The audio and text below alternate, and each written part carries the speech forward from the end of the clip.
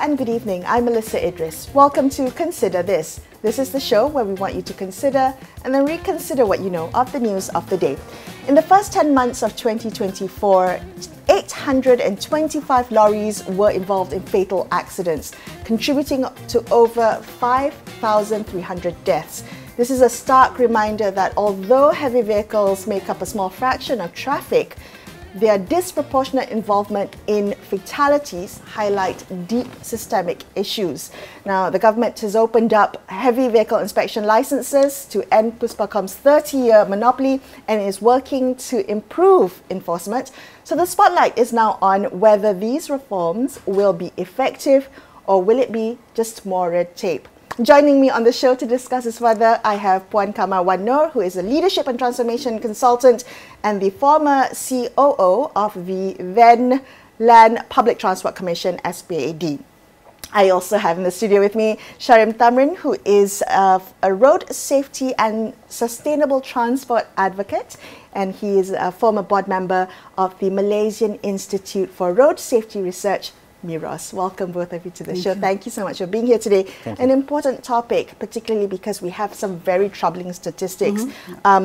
Plus, Malaysia, the highway operator, said that over a third of fatal road accidents on highways in 2023 involved heavy vehicle, despite only making up 10% of traffic. And I wanted to ask, if I may start with you, Puan Qamar, what does this statistic tell you about the disproportionate risks that heavy vehicles pose on the roads? To me, this shows that we have, very, very key concerns relating to the driver management, vehicle management, infrastructure limitations. You know, certain roads, they are quite narrow, for example, not well lit. And also, last but not least, the high risk taking culture among our Malaysian road users in general. Yeah. Okay. So if I can go quickly to lack of driver management, you know, they might be driving long hours leading to fatigue. That can cause an accident. They might have to, you know, rush against traffic to get more trips, for example. Poor vehicle management, you know, some operators who can be unscrupulous might want to cut costs by not doing the proper service of the vehicle, for example. All right. Shahrim, can I ask you the same question? Your most pressing concerns when it comes to heavy vehicles on Malaysian roads? Well, it's clear. It goes to show that we have a systematic failure, especially on the three areas. One is definitely the driver behavior, because human factor is always in between 80% to 90%. Yeah. The rest is other factors. It might be technical, it might be road condition, it might be, you know, weather, and some other factors. So it goes back to the human factor, the driver behavior. And then another one is the systemic regulatory failure, which remains the root cause. And also the working conditions. It's all is accumulation of factors which contribute a lot, and then it goes down to the driver. And then the driver management and everything else. Okay, all right, so let's go through each of these. Let's look at the human factor, since that is the most pertinent one here. You talked about high risk-taking culture. Yes, okay, yes. Talk to me about that. How does that contribute? I mean, Melissa, when we drive on the road, right, you can see aggressive behavior. Some like to tailgate, some like to overtake without, you know, considering other road users. Some you know, some tend to be overconfident with their skill of driving. You know, they think they can beat Michael Schumacher, for example, but in reality, they don't have the skill to drive in a high-speed situation. And then, like what Shahrim mentioned, about 80% of the accidents that are on the road is due to human behavior. So if I look at us as road users, we have to look at it in totality, what we can do together in order to improve on road safety. We talk about safety leadership. Safety leadership looks into each one of us taking a lead in road safety. You don't have to wait for the minister, etc., to take the lead. You know, for example, like today, when you drive to work, if you have a passenger at the back, did they put on their seatbelt or not? And you know, I think in Malaysia, only about 48% people wear seatbelts. Actually, less than 20%. Wow. Rear seat belt. Right, rear seatbelt, I Less than think 33%. Actually, Even lower. 5 years ago, there was a study less than 9%. Yeah, it's not habitual behavior For the for real Malaysians. Not yet. Not yet. But it can be done. It can. So the other thing about safety leadership, we talk about compliance and we talk about intervention. So when Shahrim mentioned regarding enforcement, that can be the level of enforcement intervention done by the authority. But for the operator and industry player, they should also do their own self-enforcement on their vehicle. You know, they can do the IVMS, what we call in-vehicle monitoring system. It should be mandated by the government. Currently, I don't think it's a mandate. The mandate is only to install GPS, Okay. but not IVMS. So all of this is voluntary, is it? Yeah, but not GPS. GPS is a current mandate. And also the safety practice. Right. I mean, it would be nice if we can have the ISO 39001 Yeah. management. So I have to ask you, Shahrim, when you talked about human behavior, right? I think public frustration, whenever there is a heavy vehicle collision or a fatality involving heavy vehicles, public frustration often zeroes in on the driver, the lorry driver. I mean, that's the easiest. But there are other areas we can, other people who bear responsibility indirectly or directly. And you mentioned the role of the companies, right? How do we think about the role of the companies in ensuring safer roads when they deploy their heavy vehicles to help their logistics and their business? It's a driver management, the culture, and also the safety practice of the transport operator. And then it goes back to the root cause of the business model. I'm talking about the business model, which is the typical pajak business model, where they always downgrade and then they don't focus actually more on the driver management. It's always about trying to take as much as possible, for example, like overloading. Trying to get as much as trips as possible in a one day or maybe in a week. And sometimes they work longer hours. Sometimes they work up to 14 or 15 hours. It has been shown over the years. Especially, and then they have a lack of rest, lack of sleep, and then of course they lack a proper place for them to rest. Right. That's the one part. And then imagine that they they non-stop working for the next, say, 2 weeks, 3 weeks, because they keep working, and then when the employer try to reduce and try to try to maximize as much as possible from the driver management into the vehicle maintenance conditions, everything. So that's what we get. That's what we get over the commercial and the profit considerations push some businesses to exploit the system. Exploit and forget about the basic and thing. cost cuts. Yeah. Okay, so Qamar, you worked in oil and gas for a really long time, and heavy vehicles are critical to logistics operations there. What safety practices did you learn from those industries that can be applied? And I'm wondering whether this kind of self-enforcement from companies can work without mandatory regulation. I think let me go first to the point that Shahrim mentioned with regard to the pajak mindset. Right? Oh, what is the pajak mindset? I think it's more like the rental of the lorries, of the lorries, sub after sub after sub, coming down to from the main, the real owner of the transport company. In the company that I was working for, and even with the other petroleum companies in Malaysia, they don't practice that kind of pajak system. So they own their... not that they own their transport company, they don't, but they hire properly through a proper contract, and they try to groom the partners. I mean, they try to partner with the operators so that it can be a long-term relationship with the operators, not a short-term, I want to hire you tomorrow for the cheapest rate that I can pay you, and I don't care whether your driver sleeps or not, it doesn't matter to me. They don't take that kind of view. They go into long-term partnership on how to develop together the operators and the drivers.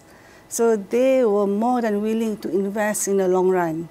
They look at every incident will cost a lot of money to them and to the operators. And not only money, life at stake. Yeah. And they offer a better salary package. Correct. To the drivers. A better salary package is one thing. They stop giving trip-based commission. Just trip-based commission? I mean, they do give trip-based commission, but not the majority of the pay.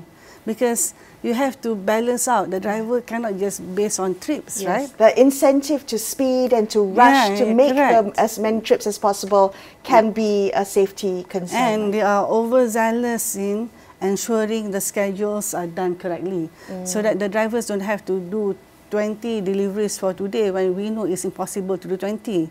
Maybe at the most 10, based on traffic jam, based on the road condition, you know. Okay. Yeah. All right. So this is interesting because companies have a role to play, and the system itself is not been made conducive for companies to invest in drivers, for instance. So there's this subcontract system that is taking place. How do we think about that in the wider context of heavy vehicle regulation? So there's the inspection part that we talked about to ensure roadworthiness, but there's also holding companies to account for the behavior of drivers on the roads.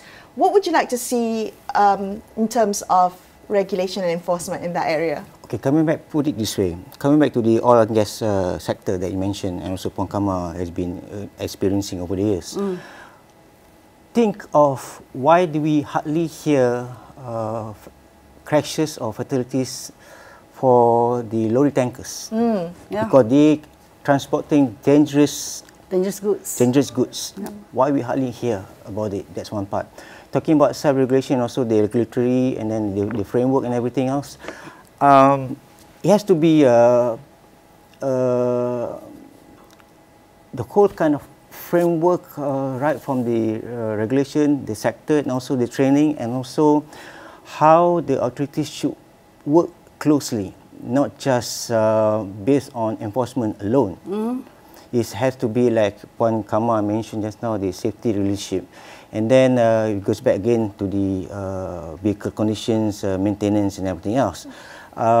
We also need to go back and educate the drivers on how to take care and identify the certain things of the vehicle, or the heavy vehicles. I'm sure that because they have a GDL, all right? What is that? GDL. General Good. driving license. Driving license. Yeah. They have to type actually GDL and PSV. PSV for the public service vehicle, you know, to drive the buses and whatnot. And then GDL is always to for the heavy vehicles. Transport for the heavy vehicles. Okay, it's like a license or permit to ensure that the vehicle is. There's no curriculum. There's no safety curriculum being taught in driving school for them to get through this GDL license. So it's always more on like on-the-job training, based on experience. If I may add, on-the-job training, and for companies like oil, petroleum companies, some chemical companies, they invest in defensive driving training. So they hire people, they pay their own money to make sure that their drivers are better trained and have this defensive driving mindset, so that they don't behave like I'm the king on the road. And that's something when I was in the previous oil company, right? We spent a lot of time on working on the hearts and minds of the drivers, bringing together their family, their children, so that their children know how important is their father's job. And the father take pride in what he does, in what he did, right, as a driver, driving dangerous goods. So they is all together, working together to get everybody into the same mindset of wanting to be safe on the road. Melisa, you mentioned about the regulatory framework and how we can try to deal with it. The government, the nation should consider this. Why don't the government agencies, maybe 3 or 4 government agencies, try to work together to have or make it compulsory in the permit regulations or permit, what you call it, permit guidelines, for every transport operator to have a road transport safety officer. A road transport safety officer. And what would this person do? Just like a safety officer in any oil and gas or construction or that kind of, even service sector also, they have their own safety officer or something, compliant officer. We don't have that. We don't have, in fact, there has been so much talk over the years, but nothing has been done. Okay, that's a good point, because I wanted to ask you about overloading and driver fatigue, right? How do we monitor overloading? Because that comes out from the from the warehouse or from the construction site, the quarry or whatever it may be, and who monitors how long a driver has been driving for? All of that enforcement, because that's a significant risk as well. Who enforces that? How is that monitored? What's the current situation at the moment? It's self-enforcement. It's self-enforcement. It has to be coming from the operators, and then there must be some kind of monitoring system. I think SPD used to have this PMHS, something like that. Yeah, more the I think so, but not for the heavy vehicles, only for the buses. Oh, buses, yeah. But let me cover on the driver working hours, right? Shahrim is right. The operators have to be the one ensuring that and also enforcing that their drivers are working within the stipulated working hours. Okay. No other people that can do that. They have the power and they have the right to do so as expected by the law. Is that the most effective way? I mean, if the oil companies can do this for the last 15, 20 years, why not others, right? And if the drivers are educated enough and they are aware of their own right, they will not want to be driving longer than necessary. That's the system. It's known as telematics. Yeah. I mean, that's among others. Yeah. We have the technology. It's just a matter of whether the authorities, the Transport Ministry, the Road Transport Department, or even the APAD, they are willing to impose certain conditions that they must have some kind of technologies installed in the vehicles. But that's for the matter. But what I'm trying to say, when you go back to the overloading issue, I believe we should have the automated weigh in motion. Yes. Can you explain what that is? What is automated weight in motion? We call it WIM, and then they just roll on the road at certain locations, something like the toll plaza or something like at the But I think, Shahrim, sorry, good news is that I think the minister the other day announced that the WIM will be implemented in Q3 this year. Oh, so that's happening. That's happening, but it's not enough. Oh, very few. Why do you say that? Okay. Because the devices is something like yes, to go through a lot of stringent process. As far as I know, it's less than 10 devices. For the new one? For the new, if I'm not mistaken, I think he has been rolled out for the past 5 years, but it's not enough. And then there's also issue of safekeeping, maintenance, and everything else. Because you see, these transport operators, or they call it this tonto, or the agents, so-called, they know the whereabouts of these certain officers in certain locations. So it's something like more like policy entry. Right. Shahrim, how do we avoid these types of corruption or leakages or lapses in integrity from happening? When you look at the problem, what is your diagnosis in terms of how do we stop the tontos from circumventing good systems? I think 8 years ago, back then, JPJ tried to work with police, tried to nab these tontos by placing them under some ordinance. What do you call it? Okay, because I'm not that well versed about this, but then they work closely. It worked back then. I wonder why it's not working now. Why they are not doing something about it now. So there needs to be some kind of police intelligence as well on how to... It has to be the willpower of this. Concerted effort. The willpower and also the integration between agencies actually. And it goes down to the officers, whether they want to do it or they want to be serious about it or not. Also, it matters to the senior management of Transport Ministry, I must say, whether they are serious trying to eradicate this problem. I think I just want to add regarding the WIM.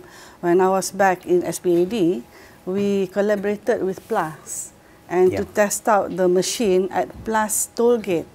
And the machine just sit there, just weigh in and weigh out every single vehicle that passes by. And it's automatic, it's online, it's remotely controlled. So now the challenge that we had back then, the law requires an officer to witness the weighing. So until the law... So it's still resource heavy, you need manpower to do that. But the law has to be changed, has to be revised in order to accommodate new technology. Right. So that's something that we are still maybe lacking, how to hasten the technology, you know, in order to get people to implement new technology. Like we talk about the camera that can detect eye movement. Yeah. So if the driver falls asleep while driving, the camera can detect and alarm can go off so that the driver will be woken up. Right. And also, and also another thing, actually in some countries they don't need WAM device to be rolled on the road. They just need a camera with some sensors, say 1,000 meter distance or maybe 500 meter to detect just based on the movement of the vehicles, or even just the tiny bit of this tire pressure, for example. Right. Okay. So even if we have all this technology and we have enforced it on errant drivers and errant companies who abuse the system and overload and driver fatigue and all that, the question is then, are the deterrents enough to stop the drivers and the companies from continuing to do it? Because if it's just a slap on the wrist for an overloaded lorry where you can get a lot of profit from, is that going to disincentivize companies to not break the law? Is that enough, or do you think the punishments are severe enough for the risk that they pose? I know during my time in SPAD, operator was, I think, fearful if they were caught and if their operating license were revoked. Okay, so if you disrupt their commercial operations. If your license is revoked, then you cannot run your operation at all. You are done for the whole 3 months or 6 months or 1 year. Right. If I'm not mistaken, the SPD also suspend the operation of the transport operator throughout the fleet for minimum 2 weeks. It can be done. Because of some incidents. Yeah, that's why they hated SPD so much back then. Okay, so SPAD had a lot of teeth back then to be able to do this. By having the ability to open up incident investigation paper and get the pegawai undang-undang, the legal team in the SPAD office to work with the AG office to charge each non-compliant operator, bring them to court. And the minimum compound was 500 ringgit. Minimum 500 ringgit. All right, so we have a few minutes left of the show, and the time has passed so quickly to talk about such a deep and complex topic. I want to ask you if you could summarize or boil down to one key area of change that you would like policymakers, public, companies, operators all to focus on. Is there one area where you would like to see the most immediate change, if I may ask the both of you? Shahrim, may I begin with you? Yeah, definitely. I want to tell, and I wish that if the authorities and the government can do something or to hold up or drag the transport operators or the company to court because of some incidents. We often hear whenever there's some incidents, then the driver will give the typical excuse of brake tak makan, hilang kawalan. That's a standard police excuse. Hilang kawalan, lost control. And then the driver says that tayar botak, so many things. But why? Why is the brake is not functioning? Because they've been driving, overloading vehicle throughout the week. Throughout the week, lack of monitoring by the company. Just imagine that you try to ask the brakes to work hard for such a massive vehicle.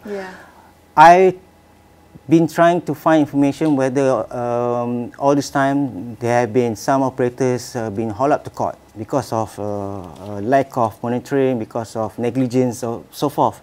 None. Okay. As far as I know. Correct me if I'm wrong. So hold, I'm not sure whether none or not, but none. I think so hold operators legally accountable. Legally accountable, not just the driver. Okay. It should be the director, it should be the manager, whoever. And Puan Qamar? Okay, for me, there are 2 key points that I would like to share.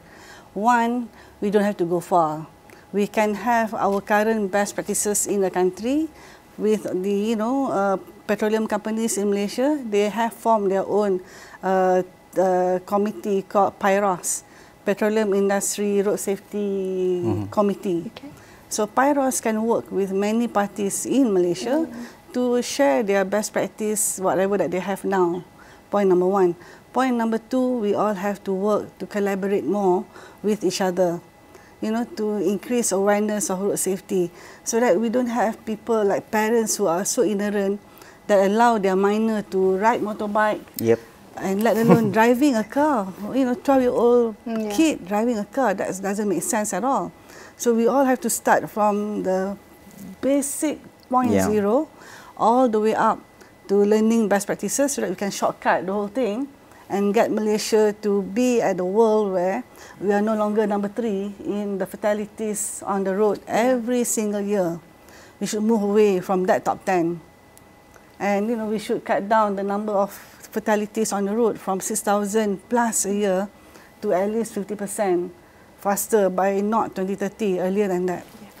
Well, both of you, thank you so much for being on the show with me. I appreciate your time. Thank you. It's an interesting topic, one that affects us all. Thank you for your time. Thank you very much. That's all we have for you on this episode of Consider This. I'm Melisa Idris, signing off for the evening. Thanks so much for watching. Good night.